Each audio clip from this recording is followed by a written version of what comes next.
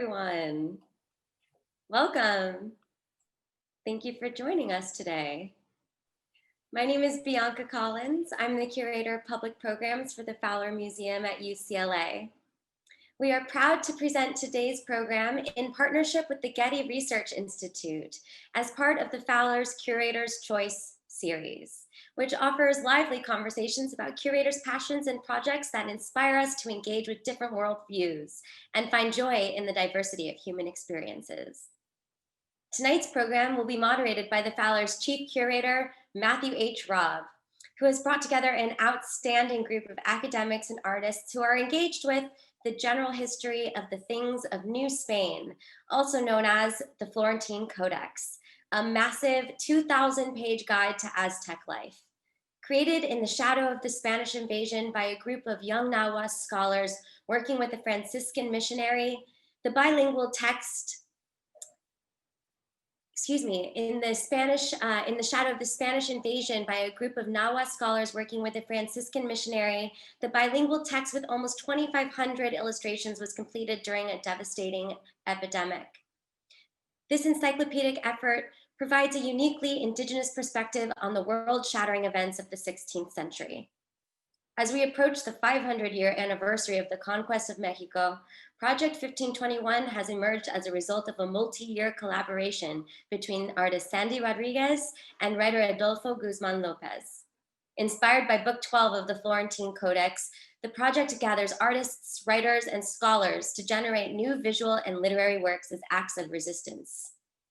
Panelists tonight include artist Sandy Rodriguez, writer and KPCC LAist reporter Adolfo Guzman-Lopez, Kevin Turraciano, professor of history and director of the Latin American Institute and co-chair of the Latin American Studies graduate program at UCLA, Diana Magaloni, LACMA's deputy director, program director, and Dr. Virginia Fields, curator of the Arts of the Ancient Americas, and Suzanne D. Booth and David G. Booth Conservation Center director, Kim Richter, senior research specialist at the director's office of the Getty Research Institute, and Abelardo de la Cruz, PhD candidate in the Department of Anthropology at Albany State University of New York, associate instructor and Nahua instructor at the Department of World Languages and Cultures at the University of Utah, and associate instructor at the Instituto de Docencia y Investigación Etnológica de Zacatecas.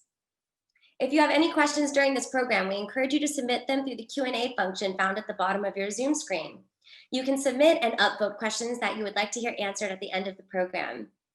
And in order to see all of our guests during the visual presentation, once the screen sharing begins, I encourage you to click View Options and then select Side-by-Side mode, which will allow you to see everyone simultaneously during the presentation. Okay, that's enough from me. Over to you, panelists.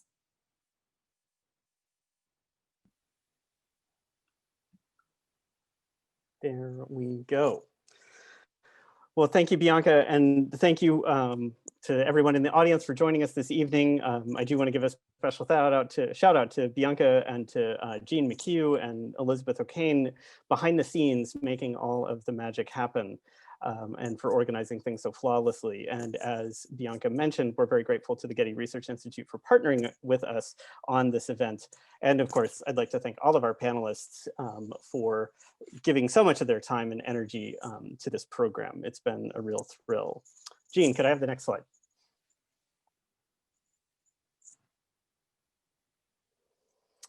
As part of a land grant institution, the Fowler Museum at UCLA acknowledges the Tongva peoples as the traditional land caretakers of Tavangar, the Los Angeles Basin and the South Channel Islands, and are grateful to have the opportunity to work for the indigenous peoples in this place.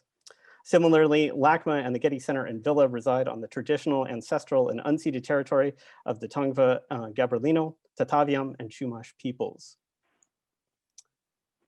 And in that spirit of honoring indigenous voices and perspectives, we invite one of our speakers, Abelardo de la Cruz, to say a few words of welcome in Nahua. Abelardo? Thank you. Thank you so much. And I want to share some words in Nahua, that is my mother tongue, to do at the same time like the introduction to this conversation. Piali nochime, naniwala nepa chicontepec, Juan nisaniloa nahuatlahtoli. Nisanilisti tlenama itoka proyecto 1521 and the Florentine Codex, mochiwa ikatekitl tlen kichiwa tlapajitl Sandy Rodríguez, Juan tlahuilohetl Adolfo Guzman-Lopez. Inihuanti tegiti ikaseki tlahlaniquilistli tlen kipia masewatme. Kense teipa kema onca invasión tlen caxtilantlacame pan México. Yeka panitonati tisanilose ika tekitl tlen kichiwa nochi sesetohuanti kan patitzoque. Axkan aximo ihuanica, damas nicatpewa nisanilistli tlen kiyekana tekitini tlen Fowler Museum at UCLA, Juan tekitini tlen Getty Research Institute.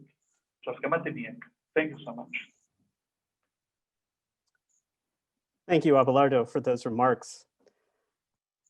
Jean, could I have the next slide? To hear the Nahuatl language, as Abelardo has just granted us the privilege of listening to, is to take a first step into understanding the vibrancy and history of the Nahua people. And we hope that this evening's program will deepen that understanding. As Bianca mentioned, our panel brings together scholars, artists, reporters, and poets, and many on the panel can claim more than one of those roles. The complexity and depth of the Florentine Codex requires this multiplicity of perspectives and voices. Just to give you a sense of how things are going to run this evening, first we'll hear more about the Florentine Codex itself from Kevin, Kim Richter, and Diana Magaloni, and then we'll hear more from Abelardo. He'll return to teach us more about the Nahua of today. And in the final section of the program, we'll hear from some of the forces and voices behind Project 1521, Sandy, Adolfo, and again, Diana. After that, I hope everyone will stick around for the entire program of questions and discussions. And I just wanted to show this image.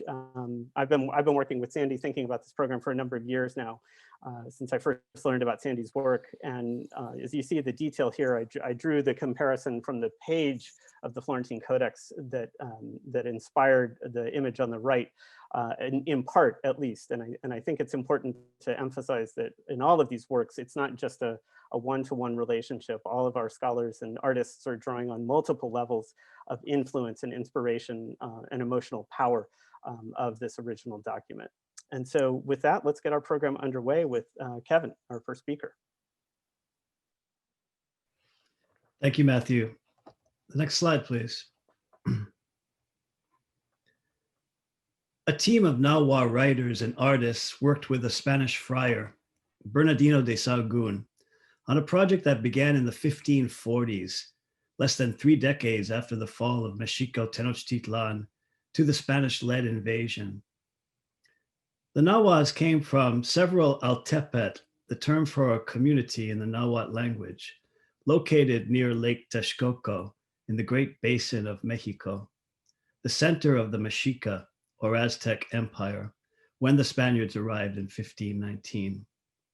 This map shows the lake, an island shared by the Mexica Altepet of Tenochtitlan and Tlatelolco, connected to the mainland by causeways, and numerous surrounding Altepet. All the red dots represent major communities consisting of tens of thousands of people at the time the Spaniards arrived. Next slide, please. The team worked together at the Colegio de Santa Cruz in Tlatelolco, the first European college established in the Americas in 1534.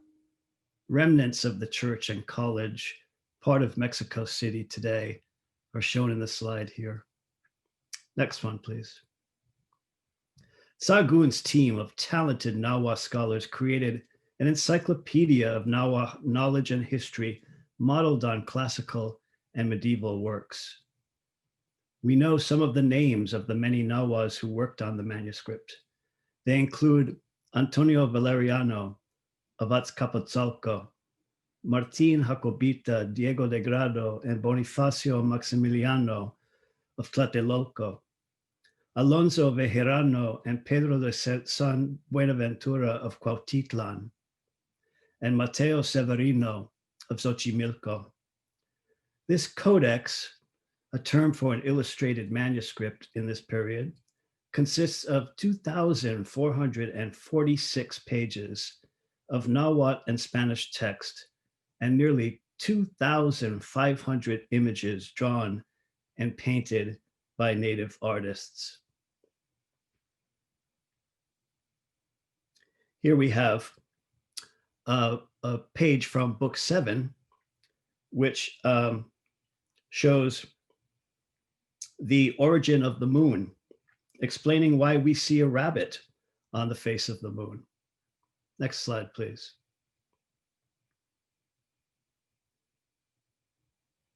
There are 12 books in all, bound in 3 volumes. The books address numerous topics, from ancient religious practices and cosmological beliefs to the flora and fauna of central Mexico. The 12th and final book is the lengthiest indigenous account of an encounter and war with Europeans in the Americas. Next slide, please. The manuscript features parallel columns of Nahuatl and Spanish alphabetic text. Nahua men wrote the Nahuatl text and Sahagún translated it into Spanish. The translation can be loose and uneven, sometimes not translating the Nahuatl at all. Nahua artists created and painted the images drawn in a unique, mixed Mesoamerican and European art style. Most images appear in the Spanish column, compromising the translation, but adding a pictorial dimension that at times adds information not found in the alphabetic texts. For these reasons, we refer to the manuscript as 3 texts in 1. Here we have a discussion of the art of feather making, but Sahagún doesn't translate much of it. He says, if you want to find out about feather making today, just go around Mexico City, because there are so many feather workers, artists, and artisans still today. Next slide, please. This page from book 12 on the conquest shows how the images sometimes displace the Spanish translation entirely. Apparently, Sahagún chose not to translate graphic descriptions of violence and treachery associated with the Toshkat massacre. In fact, Sahagún had to defend the project from friars in his own Franciscan order. Some believe that he was preserving knowledge of idolatries and a violent conquest that were best forgotten. One superior confiscated the books and sent them to other friars in New Spain for inspection, interrupting the project for 5 years. But a humanist named Juan de Ovando, president of the Council of Indies in Seville, took an interest in the project and instructed Sahagún in 1575 to translate the Nahuatl text into Spanish, which he and his team did for the next 2 years, struggling to finish it during a devastating smallpox epidemic that struck in 1576. Meanwhile, King Philip II decreed in 1577 that all writings about indigenous peoples and conquest be sent immediately to Spain. Fray Rodrigo de Sequeira, who supported Sahagún's project, returned to Spain with the manuscript in response to the king's decree. Next slide, please. So then how did it get to Florence? Sequeira may have brought the volumes to Spain, but they quickly ended up in Rome, given as a gift to Cardinal Ferdinando de' Medici, who soon after became Grand Duke of Tuscany and brought it with him to Florence, where it was deposited in the Biblioteca Medicea Laurentiana. Sahagún and his team of scholars and artists never knew what happened to the manuscript. Here's a view of the Laurentiana Library, designed by Michelangelo, and the Church of San Lorenzo, looking down from the Campanile of Il Duomo in Florence. The Florentine Codex is the most magnificent illustrated manuscript produced in the early Americas, and it's a miracle that it survived. If it had remained in Spain, it might have been destroyed by the Inquisition because it contained graphic descriptions of ancient sacred practices and violent scenes of the conquest that do not cast the Spaniards in a favorable light, to say the least. Its location in Florence was not known until 1787, more than 2 centuries after it was shipped across the Atlantic, and scholars did not begin to work on it until the late 19th and 20th centuries. And we are still coming to terms with its rich contents. Final slide, please. This book, published last year, resulted from a 2015 conference that convened an international group of scholars at UCLA and the Getty Center to share some of the latest research on the Codex. That is when some of us, especially Kim Richter of the GRI, had the idea of creating a project on the Florentine Codex. I'm proud to be a co-founder of that project and pleased to introduce my colleagues, Drs. Kim Richter and Diana Magaloni, to talk about the Digital Florentine Codex initiative and forthcoming publication. Now, Dr. Kim Richter, thank you.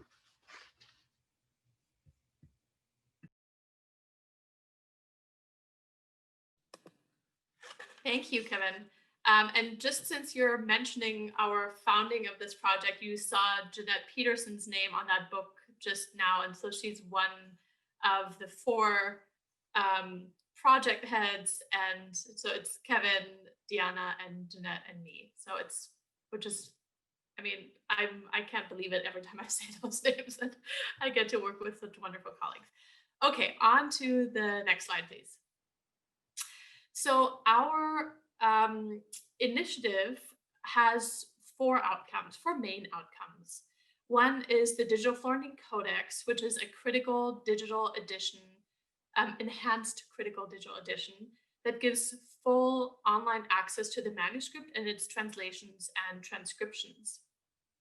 We're also creating 4,000 multilingual entries, which we will contribute to the Getty vocabularies.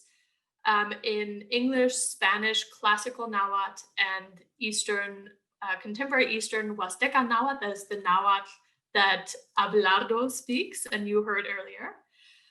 We're also creating a digital publication focusing on Book 12 of the Florentine Codex, this history of the conquest, of which you will hear more.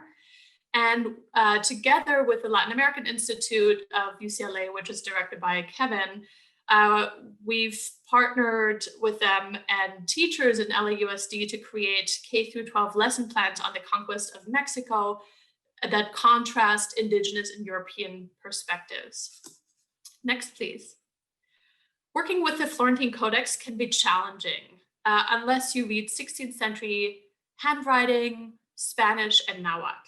Here's a photo of my desk at the Getty Research Institute, which I miss dearly, by the way, to illustrate this point.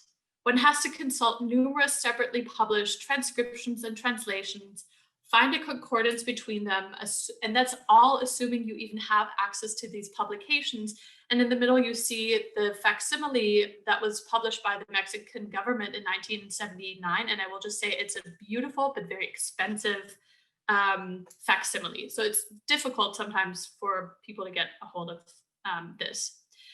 The DFC, as we call it, Digital Florentine Codex, will bring these texts and the digitized codex together, making all accessible to scholars, students, and the public. Next, please.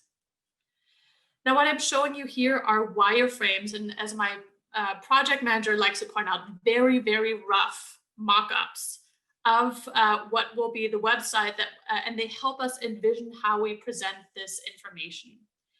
So this is by no means the final design. I'm showing something that's very much in progress.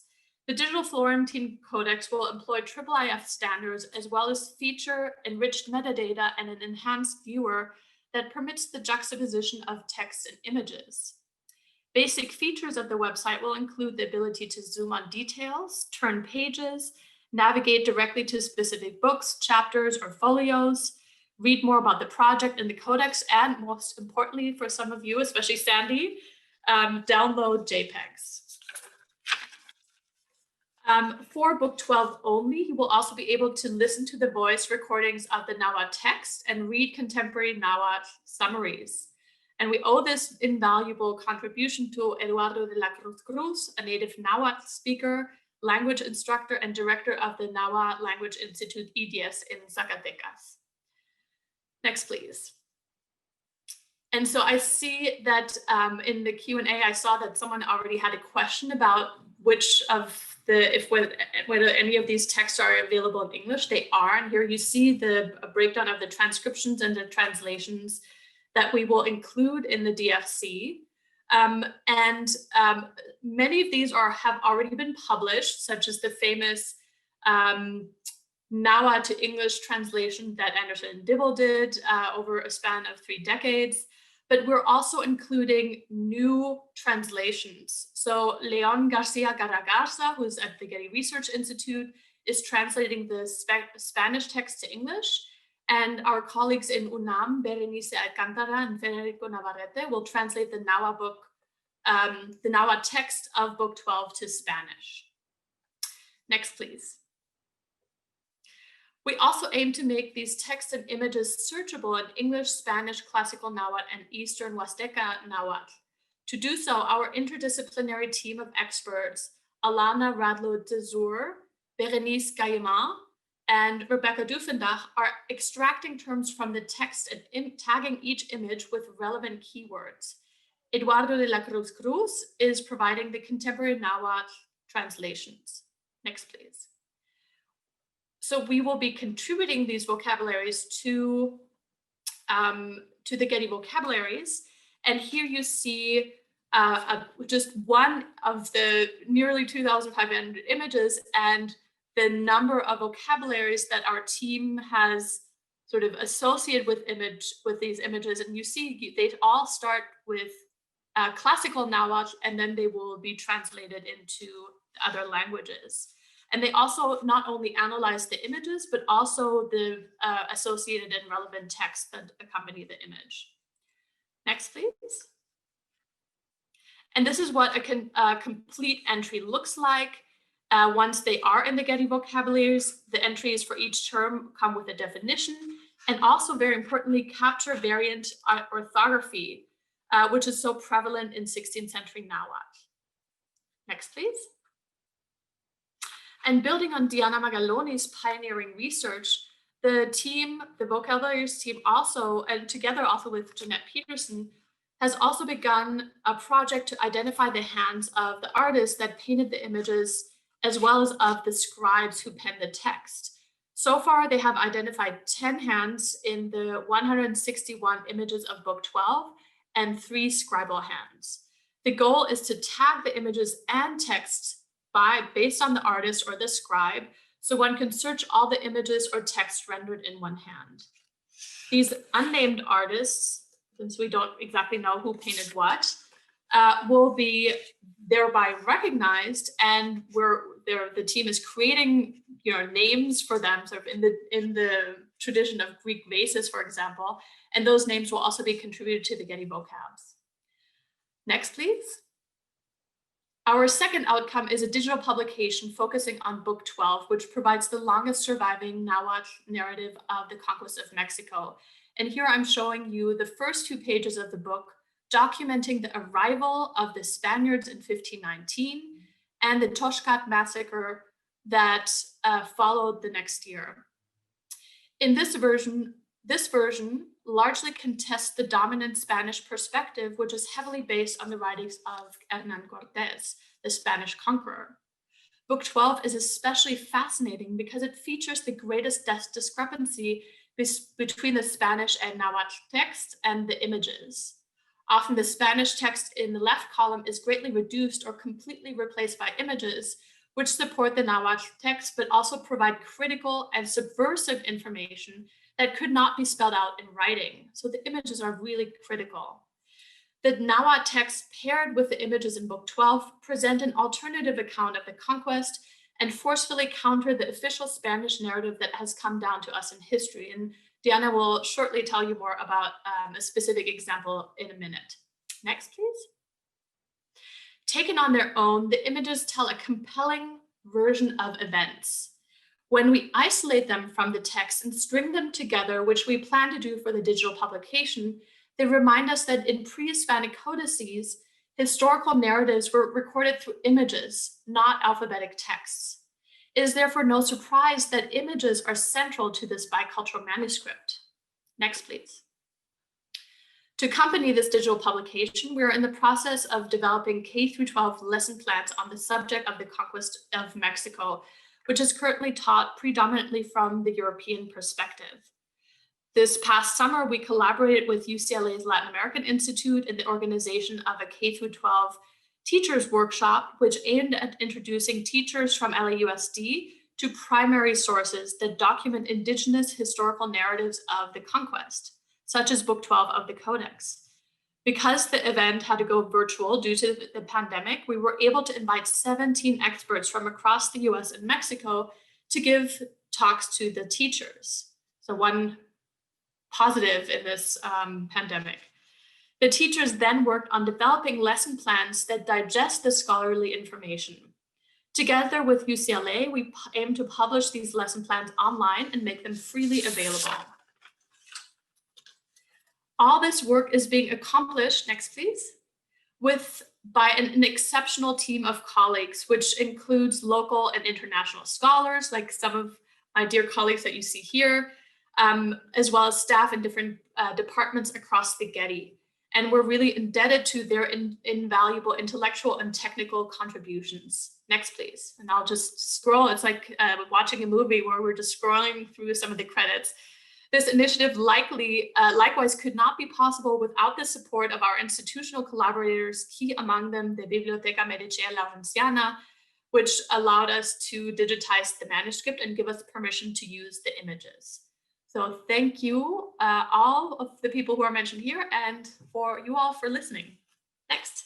And up next is Diana, who will speak more about the creation of the Codex and a couple good examples of the work that she's been doing for many years. Thank you, Kim. Hi, everyone. Thank you for listening. I'm very pleased to be here. Let me just, this is a page of Book 12. It's a crucial page in Book 12. You can see that the images on both sides are located in what was the Spanish column, and that the Nahuatl column is intact, just as Kevin was explaining. But the other important characteristic of these images are that there's only one image fully colored. So the Florentine Codex, all the 12 books, were planned to be really filled with colors. Book 12 has only 3 images. Of those, only 2 are more or less complete, and this is the most complete image in color. And one of the things I have been researching is the meaning of these colors. I have to say that while we see these images as representations, the images for the Nahua people dating back to like very 2,000 years of creating images that tell stories and that support narratives that are transmitted orally. These images were not thought of as representations or a copy of reality or of a concept, but actually they were thought of as having their own presence. In the 16th century documents, for instance, where we see that the Virgin of Guadalupe appears, they are called ishiptla or apparitions. So an apparition is actually filled with energy and purpose and a specific power. So let's think of these images as such. In that regard, let me explain a little bit more about the colors. Next image. Here you can see in detail that this image is divided in 2 opposite kinds of brilliancy and color-like. In the upper side, we see the vibrancy of the colors. There are 2 Spaniards that are throwing into the canal in Tenochtitlan the 2 last kings of Otlatoani, of the city of Tlatelolco, and of Mexico Tenochtitlan, which are Moctezuma down and Itzcuautzin up, no. And let's see the other two, the other image, next. In this image, you have the visible light photograph on the left and a false color infrared. So let me explain to you what is this. False color infrared, it's assigns a color to a specific wavelength in infrared. Infrared doesn't see colors; it only sees the energy that each pigment has in black and white. But if you assign to each of those energies specific vibrations a color, you can actually identify pigments. For instance, let's see in the bottom, the waters of Lake Texcoco, of the canal, are actually painted with indigo, which is a color that it's blue. But this indigo, instead of being completely blue like the Spaniard with the armor, it's been mixed with brown to really give these waters that dull color of the underworld. You can also see that color in the cape that Moctezuma is wearing. As you can see, it is all red, signaling indigo on the right. But if you see on the left, it is actually very grayish brown. And there's also a huge contrast between the red of the cape with that its qualcin wears, that we identified through other methods, non-destructive, as cochineal, a very characteristic pigment of pre-Columbian times, not only used by the Mexica, but that really signifies the time of the Mexica. And instead, the Spaniard on the right side has a feather, a hat, and a blouse that are painted with the only European pigment used in the Florentine Codex, signifying Europe. Minium, which is the term, minium comes from miniature. It is really the most characteristic red pigment of the European tradition. Next. So if you compare this image to the other images of Moctezuma, you see how Moctezuma has lost its luster. That blue color that you see right there, it's a pigment called Maya blue, that it's really brilliant and beautiful and signifies really Moctezuma dressed as Xutecutli, the center of fire, the center of time. And that blue gives the energy to really propel time ahead. While on the left-hand side, you see Moctezuma already entering the underworld. He's dead. He's not longer propelling time. Another superior being, another powerful being will come and propel time at the center of time in the new era, which is really New Spain, and that being will be Christ. So next one. So with the colors, you see how these images are really actually representing the energies and the power of images representing time and peoples, different times and peoples. I have to say that the 2,000 almost 486 images of the Florentine Codex, most of them colored, were colored and painted during this time from 75 to 1577. But as you can see in this graph, in 1576, the great epidemic called Huecocolistli, a sickness that we cannot really identify, but it is like a rheumatic fever. It is not the smallpox of the beginning that killed almost all of these millions of people. But in 76, while they are painting in the Colegio de Santa Cruz Tlatelolco, the painters that created the Florentine Codex, that wrote the Florentine Codex, had to make a huge decision. Continue painting the document, being there, isolated from the rest of the city that was dying. And they took the decision to finish the Codex. That was how important this legacy meant for the future, because all of what is written there is who they were. And it's really our ancestors that left this for us to value. the next image.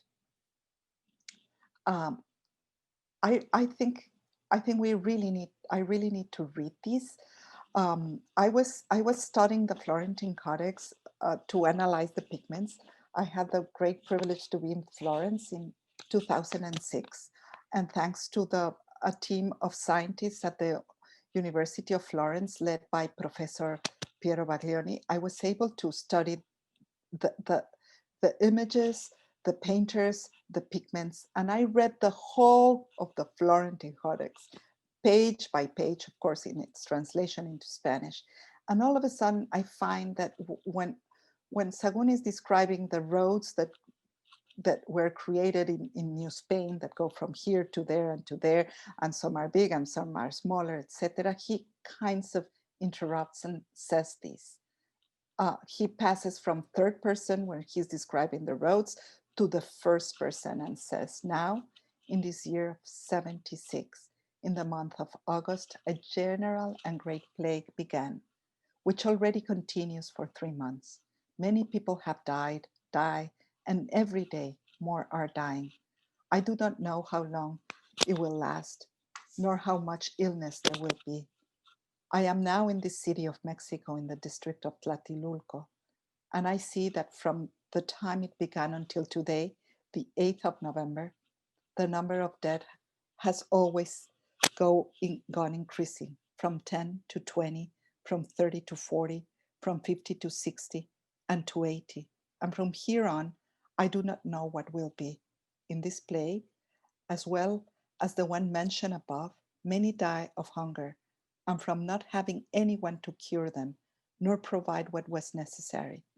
It happened and happens in many homes that all those of the house become sick without there being anyone who might offer a pitcher of water.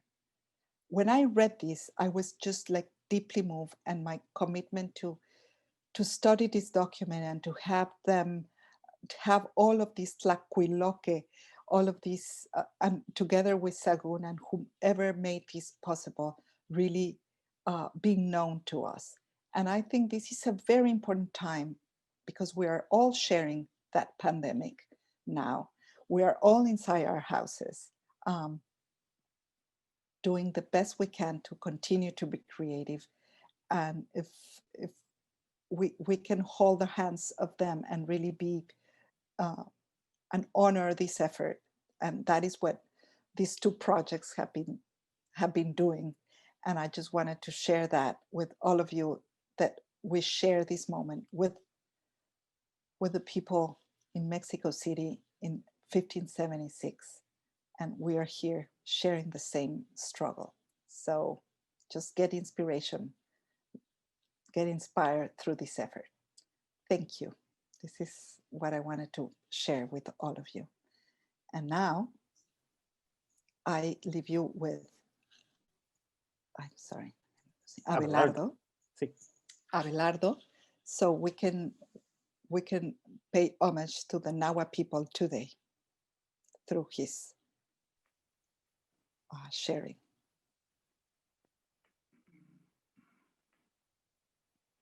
These are the portraits of some of the Tlacuiloque. You can see each one is different, and all of them are in these colonial settings, painting and writing what we can read in the Florentine Codex. Now with you, Abelardo. Wally, bueno, Tlaxcamati Pampanito, Guayamojuanti, Tlamachtiani, no Guampoyoa, no Tequispoyoa, Juan Nochi, Momachtiani, so no Tequispoyoa, Tlanisore Pan México, so Pan Estados Unidos, Juan Techita Pan Panitla Mawisoli, so Pan Facebook, Tlaxcamati. First of all, I want to say thanks to the friends, the colleagues, to the professors, Sandy Rodriguez and Adolfo Guzman, the museum, the Fowler Museum. And to me, it is a pleasure to share some words about the contemporary Nahua. And it is a pleasure for my friends and my colleagues who are in the United States and Mexico that are watching the conversation. So I will be speaking in English. That is my native language. My first language is Nahuatl. Then I learned Spanish, and now I'm talking in English, right? But to me, it is a pleasure to be here. Please, the next slide. So Nahua people live today, right? So I will be talking about the people who are alive. Nahua people live today in different states of Mexico with a population around 2 million. In terms of identity, Nahuas are Macehualme, and we are Nahua people because we speak Nahuatl. And in my small town in Chicontepec, in terms of genders, for a man is Tlacat, and for a woman is Siwant. And Nahua people live today in a Pilaltepetzi. And I say again, Pilaltepetzi. That is the small town or the community or comunidad. So this is like a continuity of the concept of Altepetl. So Nahua people basically in the region where I was born works in Mila. The Mila is super important for our life, for our community. So we work in the cornfields, and I learned it by my fathers and my grandfathers how to work in the Mila. So I am a peasant, right? Because I am able to work in the Mila.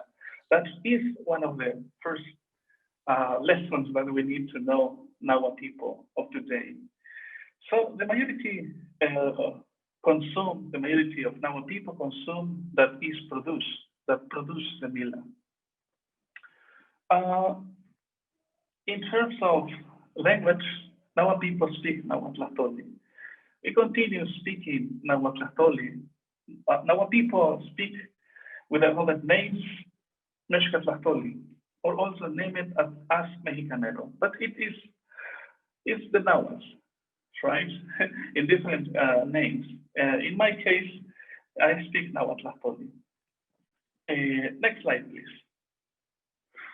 Well, now I want to talk about rural places to urban places, about this global phenomenon about migration.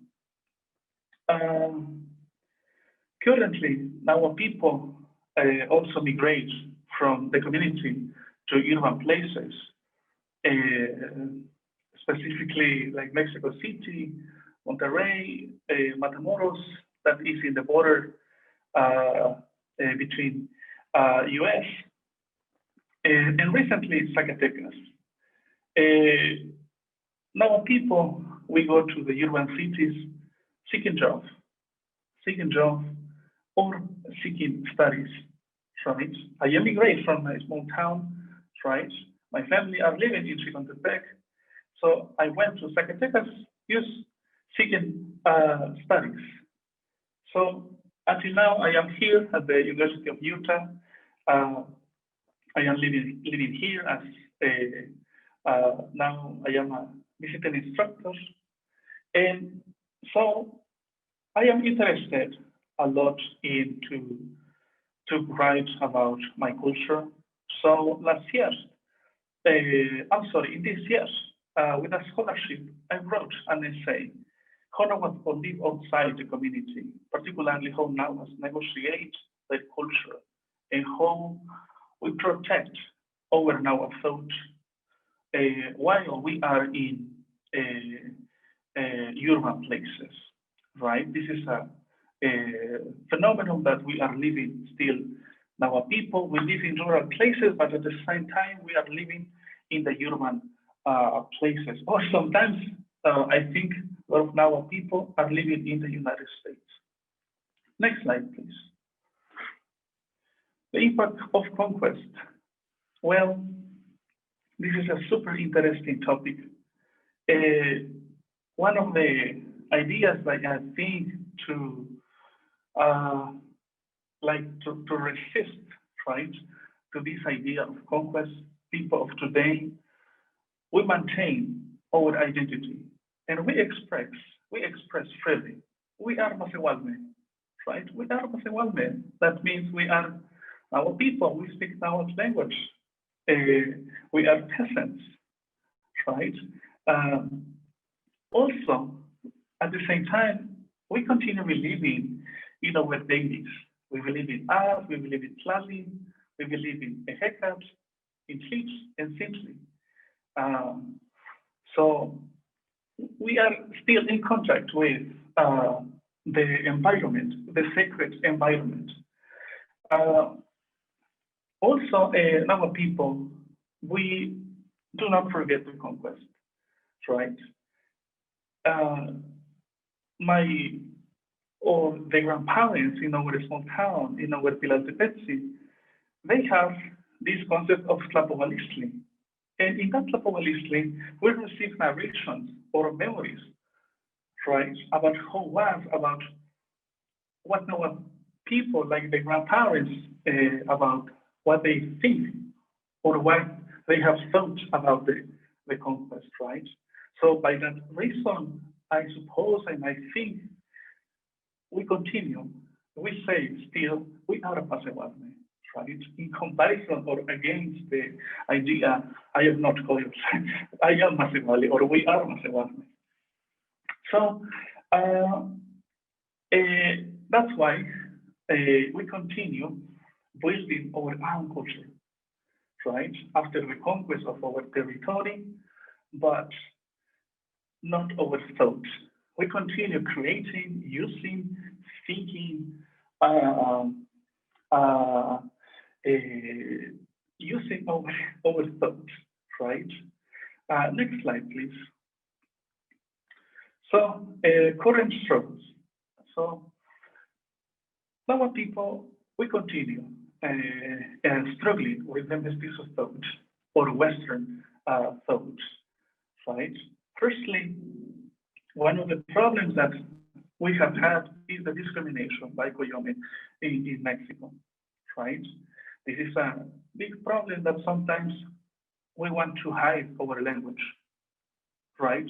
We try to hide and we say, I am not Masewali, right? Like this problem of discrimination wants to banish our identity and our language, our thought, right? And we continue struggling with the Mexican, at the same time, the Mexican government policies, right? The politicas, right? Because in school, we receive learning, we receive teaching, but how to be one person like with success, a successfully person, right? So the education in Mexico wants to eradicate, wants to banish our thought, right? But it's not possible. We continue saying that we are Masewalme, we protect our identity. And also the Christianism, through the Catholicism or the Protestantism, wants to eradicate the Nahua beliefs. But the Nahua beliefs are the components of our culture, right? So we have in this picture our the highest God that we have, and is the Sintli, right? So Nahua people will confront the post-colonial forces still, right, that wants to exterminate the legacy of our ancestors. Next slide, please. So, we live, we still believe in rural places, right? But recently, we are living still in urban places, right? So, Nahua people, what I want to say according to the Florentine Codex, Nahua people continue practicing many of the stories as descriptions described in the Florentine Codex. To me, when I read como se dice, a passage, right, a paragraph of the Florentine Codex, I don't know, like I feel like I am reading the story of my ancestors, right? Like I am reading like the part of the story of our culture, right? So the Florentine Codex, to me, is a representation of how the life of Nahua culture was, right? And to me, the conquest at the same time continues, and that's why we continue struggling, defending me and my colleagues and the inhabitants who are living in Chicontepec and Nahua people in Mexico. We continue defending what is ours. The next slide, please. So finally, in order to finish my intervention, and to me it is a pleasure to speak about the culture of my ancestors. Well, currently I am a Nahua scholar, right? And since 2012, I began to work with my culture in Zacatecas, right? In Zacatecas. And I began to work with the Instituto de Docencia e Investigación Etnológica de Zacatecas, right? That was my school. You said that Tlatelolco, la Escuela Tlatelolco was a school, right? So Santa Cruz, right? To me, I found education because I learned to work with my culture in Zacatecas, right? Where I have met alone a couple years ago to John Sullivan. And then I began my adventure, right? So I started also, I began my work in Mexico and then to the United States. So I have several trips to the United States. Actually, I began my work when I was around 18 years old, right? And in 2015, I began with my several trips to the United States, to the UCLA, or I don't know, several universities, right? So nowadays, I write my dissertation under the guidance of the Dr. Louis Buchart, right? And I am writing my dissertation here at the University of Utah, how Nahua people today negotiate and protect their religion and thought, right? And guess what? I am conducting my research using ethnographic interviews, and I analyze the Nahua culture of today using the Nahua spoken, right? What we speak in our small town. It was an opportunity that I received to study in the United States. So that's why I am now in the United States, and I have received a lot of support from professor institutions, right? Anyway, so thank you so much for listening. I am not talking in Nahua, right? And but well, thank you so much to the Fowler Museum and all the professors by the invitation. Thank you so much. Thank you, Abelardo. And now for the final part of our program, Sandy Rodriguez and Project 1521. Hello, everybody. I am absolutely thrilled to be here with you all and to have two of my colleagues from Project 1521. We are a group of 10 writers, artists, and scholars. And before I get into Project 1521, I should tell you a little bit about the series, the Codex Rodriguez Mondragon. Next slide. So again, my name is Sandy Rodriguez. I am a Chicana artist raised on both sides of the border, working in Los Angeles. The Codex Rodriguez Mondragon is a collection of maps and specimen paintings about the intersections of history, social memory, contemporary politics, and cultural production. It incorporates the hand-processed colorants that you heard Diana speak so beautifully about onto a sacred and ceremonial once outlawed paper called amate. This is an act of reclaiming and reaffirming the indigenous artistic practices of the Americas. The use of plant material is significant not only for situating the work within the specific floristic province, but it's also for their medicinal and their healing properties. The maps are not simply a representation of place. And in this map that you're looking at the territory that was acquired through the Treaty of Guadalupe Hidalgo, but it's an active embodiment of the constituent parts. In my work, there's a multitude of records and documents like the Florentine Codex, maps, natural materials that serve to inform my interpretation of space, where various histories are combined, juxtaposed, recovered, and re-envisioned, painted as a codice, a macro and micro view of humanity in relationship with land, time, and power. Next slide. The first map that you're looking at here is Mapa de la Región Fronteriza de Alta y Baja Califas. This map was the moment when my investigation into indigenous color through the work of Diana Magaloni really led me to research the Florentine Codex, the history of image and color making in colonial Mexico.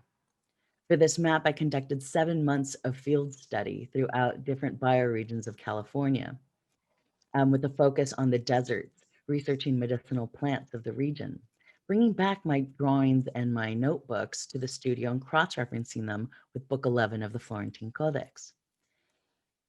I work very collaboratively and have a wonderful conversation with a number of people that come in and out of the studio. I invited my friend and colleague Adolfo Guzman-Lopez to join me in the studio at various moments when I'm working on this map. It was at this moment that I invited him to create a text, and the first poem, the first image and text emerged. This map contains citations from chapter 11 from book 11 about color, and I replaced the laquilas that you heard about earlier with images of myself being a 4th generation painter. My grandfather from Cintalapa, Chiapas is a Mexican painter. My grandmother from Aguascalientes is a Mexican painter.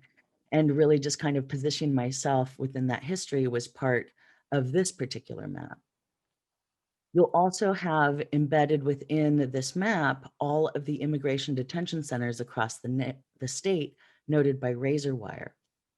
Next slide. The second map, de las señales pronósticos ice raids in the sanctuary state of Califas, are created in 2018. By the time this map was in production, it was spring. The federal administration was hunting residents and launched immigration raids across the sanctuary state. It was at this moment that I took a deep dive into Book 12 of the Florentine Codex and read each chapter aloud to my mother, a painter. It was at this moment that I brought together citations from Book 12 and produced this map that also plotted our annual wildfires as pronósticos. I included the immigration detention centers, omens of the Spanish invasion, and cited a number of references. Again, I invited colleagues and friends. Diana came over, Matthew came over, Adolfo came over. We talked about a number of elements that were going on. Adolfo produced a brilliant poem that you will hear shortly. But it was at the end of the second year of working with my colleagues that we decided to form Project 1521 and launch a quarterly series of writers' workshops in my studio, where different members would co-facilitate discussions, poetry readings. I would do the artist talk. We would process color together. And it was through these writing prompts and half-day convenings that the text emerged and evolving into a group of 10 extraordinary people. With that, I'd like to introduce you to my compadre, Adolfo Guzman-Lopez. Gracias, gracias, Sandy. We did meet in your studio. And the question comes up, well, who are these Project 1521 Tlaquilos? Well, it's me, it's Gloria Nedina Alvarez, it's Adriana Arancibia, it's Julia Bogani, Yago Cura, Darren De Leon, Sarah Harris, Leticia Hernandez Linares, Armide Ignatosian, Diana Magaloni, Linda Ravenswood, Elisa Rodriguez y Gibson, and the music of Cesar Castro, Jarochelo. Sandy's paintings, presentes, amate presente, plant dyes presentes, mineral dyes presentes, and the Florentine Codex, yes, presente, they're tlacuilos presentes. What do we see? The prophecies of 500 years ago. You'll see a dreamer and a column of fire, each flame a word gone, each flame a body gone. A dreamer sees a two-headed man, ripped bodies like paper. A dreamer catches a water bird with a mirrored infinite face, star clusters as directions. And the power of the prophecy is not that it foretells the future, but that it shakes us into seeing our present. And the problems of the day, giving up children, continuous war, instruments of killing available so easy. You hear in there, away with them, the leader says. I don't want to hear about the now. Take the dreamers beyond the water's edge. Slide an obsidian knife into their hearts. Project 1521 Tlacuilos, witness, write, paint, their voices and their words on a mate, on paper, in sand, in salt water, in air.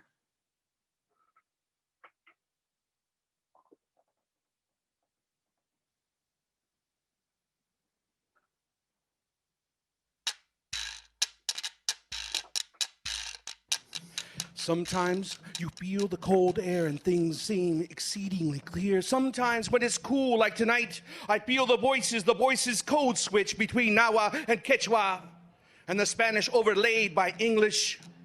The end of the line waiting to be understood by a Chileno Chicano on the ledge, on the edge, the border.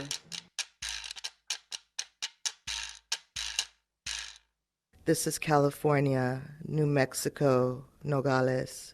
This is not a yellow street sign on the highway north of Baja, California, not factory made, not municipal, not paid for by taxes. The image is a movie on the face of the red rock.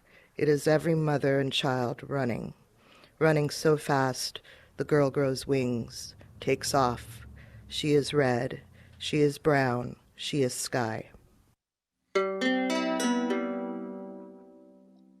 Vultures use the courts, snakes cage up the babies in chain-link prison forts. Inside neveras, below where two countries meet, the seekers grab at plastic bags filled with food to eat. Lack of empathy and kindness, and it's coincidental too. We're linked by grief, by overcoats and snow and smells in mother's kitchen, and the absence of them when she cannot come home or ever again. We're linked by all the steps home, by buses, the feeling of paper between fingers, the faces of children, occasional, fleet, snug in our hands.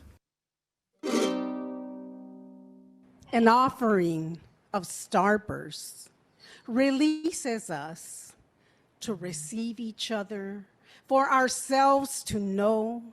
It is the spirit which draws us near, the embrace of the infinite that pulls and pulses in each of us, the flame and endless flight. Una ofrenda de nébula nos libera al recibirnos para nosotros saber el espíritu acercándonos.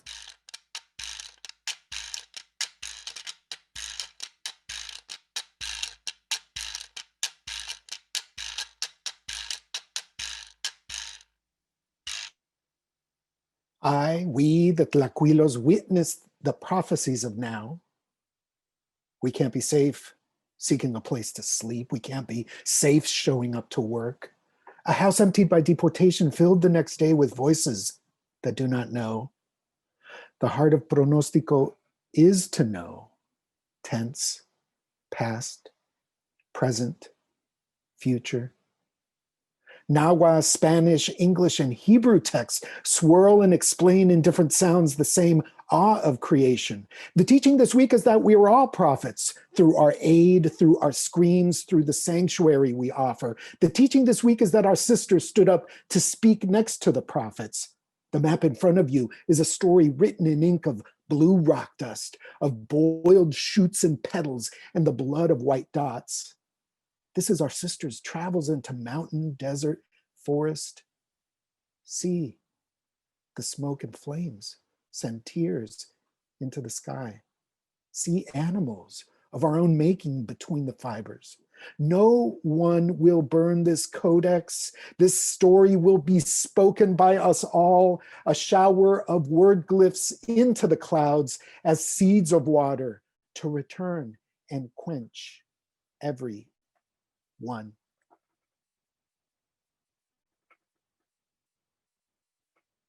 Gracias. Thank you, Adolfo, so much. I'd like to take this moment to now introduce Diana Magaloni, who will read some of the works created as part of Project 1521. Thank you, Sandy. I think next slide. Adolfo, it was amazing. Thank you so much. This is what poetry is about. Just want to say that this poem is an attempt to link the past and the present, to link the Tlacuilos in the Florentine Codex and us Tlacuilos here and now. It is an image that on the first sight, just as the first image of the conquest in the Florentine Codex, seems so tranquil, so innocent. And if you really observe, it's about the violence that men against men have created, the men against nature have created. So here it is, an effort to bring the past and the present. Rainbow, Arco de Tiempo, Oda al Mapa Rodríguez Mondragón, on the absolute necessity to give expression to this legacy. ¿De quién es la sangre que nutre la tierra? ¿De quién es el llanto que produce la lluvia? ¿De quién las estrellas y las conchas? ¿De quién el maíz? ¿Quiénes son los simples, los alegres? ¿Quiénes son los que necesitan poco? ¿De quién es el agua, la tierra y el aire? ¿De quién es el polvo y la muerte? ¿De quién vienes tú y a quién te devuelves?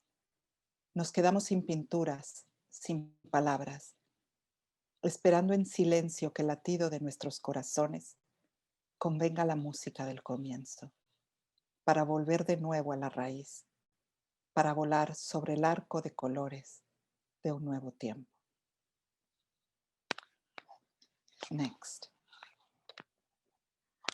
This is the first poem that was created in the midst of our first encounter, and it was really thanks to Leticia, one of our Cotlacuilas, who encouraged me to write poetry, that I started to write poetry. So I really dedicate this to her with thanks, and to Sandy.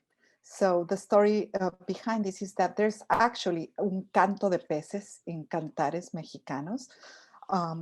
So the Mexica and Tlatelolca warriors that fought the conquest, instead of being transformed into birds and go to the solar realm of who are the conquerors, went and transformed themselves into fish and went right into the water, into the underworld. And so it is inspiring that in actually un canto de peces that exists in Cantares Mexicanos. Dear little one, you took it upon yourself to carry the burden of our destiny. You screamed your lungs out with courage as you were burned by an unfathomable blaze. Midnight turned into midday. As night dawned, you were turned into fish to swim across the cold, murky waters of Lake Texcoco, filled with blood and human flesh. This is the task you took upon your shoulders, to be fish and carry the sun, to be fish and worship a new God, to be fish and plow the earth with flowers, to be fish and spread the ancestral seeds of our future. Like fish, you are prey of the greedy. Like fish, you are ignored and consumed.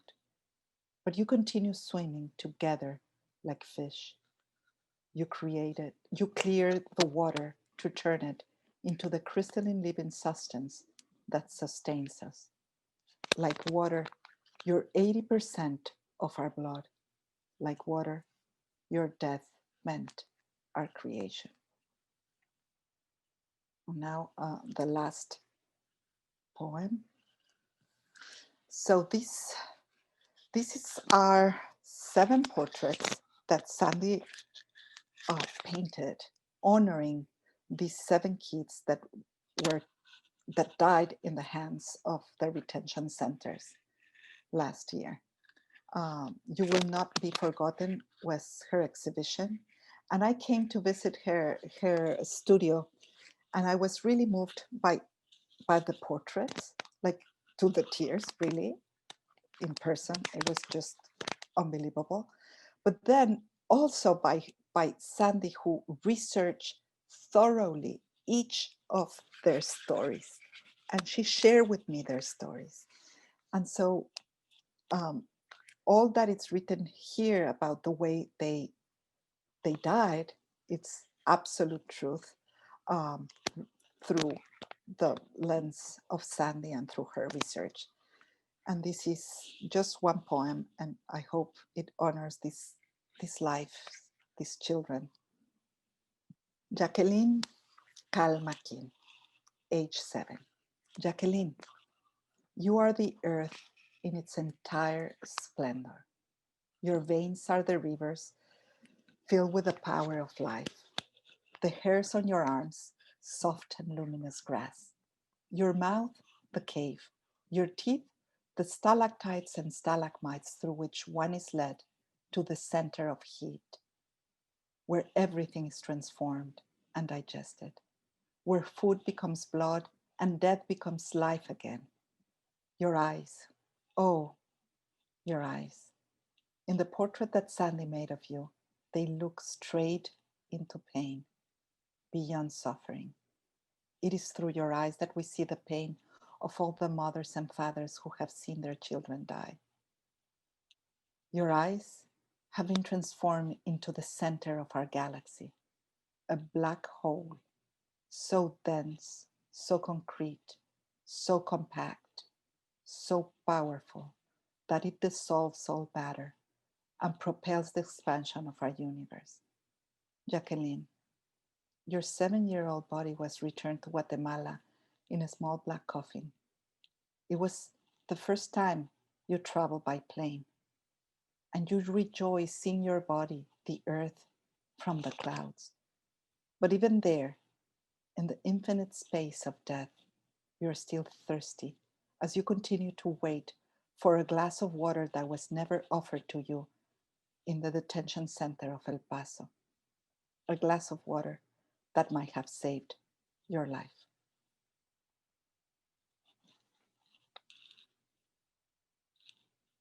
Thank you. Thank you, Diana. Yes, thank you, Diana. Thank you to everyone. I guess we can take a moment to take all this in. And let's see if we can get us back all on the same screen.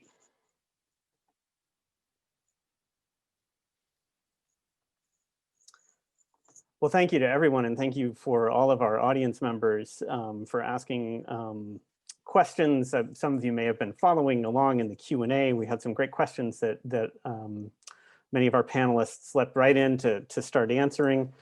And there are so many things to talk about with what everybody has presented so far. And one of the things that I think everybody has touched on in this, but I just wanted to see if I could pull a little bit more out of it is just the sort of the nowness, the present of the past. It came so comes through so clearly in Abelardo's work, sort of reminding us that the conquest is a process. Conquest is not an event that has a fixed beginning in the spring of 1519 and ends in the late summer of 1521. And I'm interested to know, again, if some of the panelists, Kim, Kevin, Sandy, if you have similar thoughts on the way that we're crossing time, both in terms of the kinds of prognostications, Sandy, that your work deploys, that Adolfo so eloquently reminded us how those are about the now.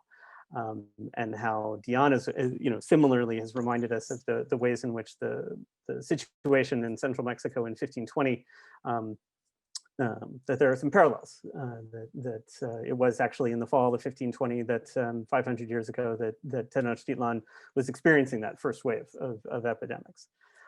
So just the ways in which all of you have found power and sustenance in understanding that moment, if you want to speak a little bit more about it.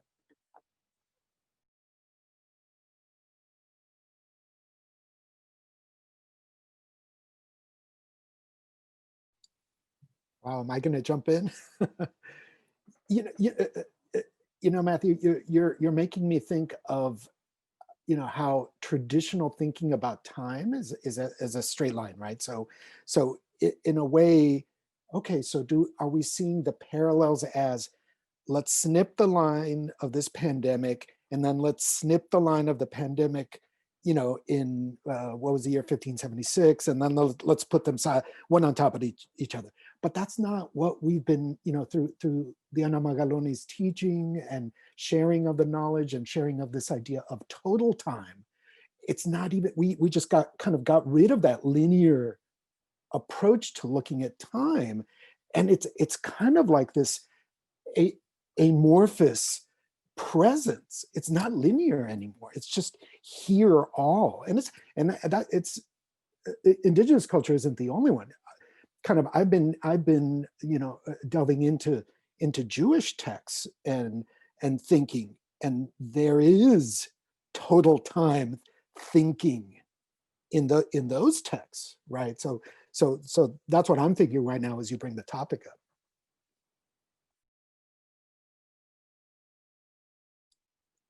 Anyone else want to chime in on this one, Kim?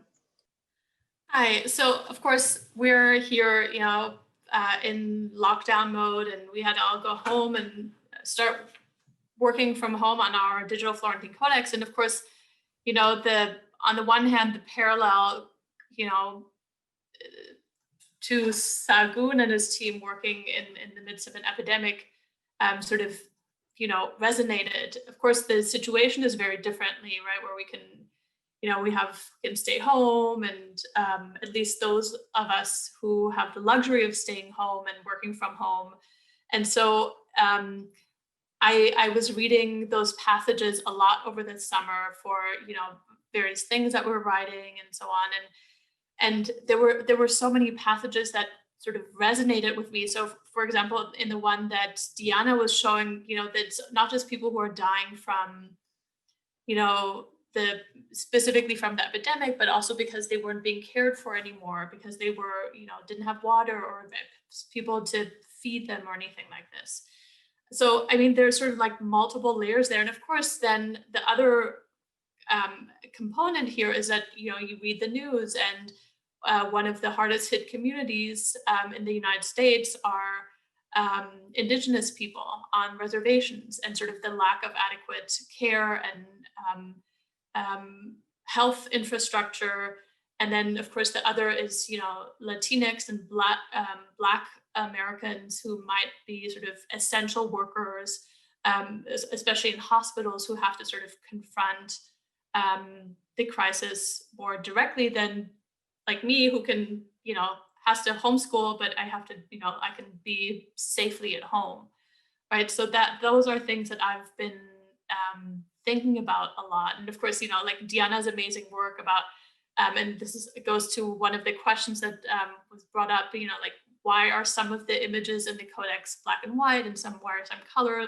Diana, maybe talk more about sort of how that affected supply chains. And we were initially worried, and everybody was going and getting toilet paper, worried that, like what the economic results would be from the epidemic. And in Mexico at the time, in 1520, in 1545, in 1576, in these waves of epidemic, there are many ramifications that these outbreaks had. And one of them just is sort of the lack of color in the little part at the end, the ultimate parts of the Florentine Codex where they ran out of colors. So just a lot of thoughts. And we think we're in this modern society and we're immune from something like the pandemic, and it's just not the case. These worlds are fragile, I think, is one of the lessons that we learn. Life is fragile. I just wanted to contribute to both Adolfo's and Kim. In a sense, I think we're living through a similar time also I want to say in a positive, creative way. The fact that we are all united by Zoom in this moment, and there are so many people, we're creating this together to be connected. And I think that is the most important lesson of the past, that all of this group like pulled together with Sagun and created the Florentine Codex. And here it is. It is not the effort of one. It is really the connection of a team that has this passion. So I think, in a sense, we're living through a time where it is really a necessity that we take this into an active way of activity. We are connecting, we are doing this, and we are all sharing kind of a similar experience. So I just wanted to say that in the total time, we can be connected through these kind of human values, or I don't know how to call them. But I just wanted to put that half water full perspective into this. We'll take it. There are a lot of questions that are coming up in the Q&A. Like as I said, there are questions that Kim and Kevin and everybody. It's been wonderful to watch just sort of an instant community spring up in that Q&A, and I think that speaks exactly to the kind of values and connection and inspiration and knowledge that we're all seeking right now. That said, we got to let some of these folks go home. So I'm afraid that we're not going to be able to get to all those questions, but I promise to everybody who's got an open question out there, I'll work with Bianca and our team members here to make sure that we answer you individually, if not collectively. So again, just a big virtual round of applause for our panelists, our poets, our speakers, our artists, our researchers, and everybody who works to make this kind of thing possible. This has been a wonderful experience, and I hope we can do it again in person sometime very, very soon. With that, Bianca. Thank you so much to our panelists for sharing your incredibly impressive work and research and art with all of us. And a special thank you to Matthew for bringing everyone together. And thank you to everyone who joined us and participated in the Q&A. This program has been recorded. It will be available for everyone to share. It'll be on our website and on our Instagram. Everyone who RSVP'd will receive the link via email when it's available. So just keep an eye on your inbox. And thank you very much for joining us. We hope that you will join us again next time for our program on Saturday with Mark Stephen Greenfield. Details will be found on the closing slide. Thank you very much, everyone. Have a good night.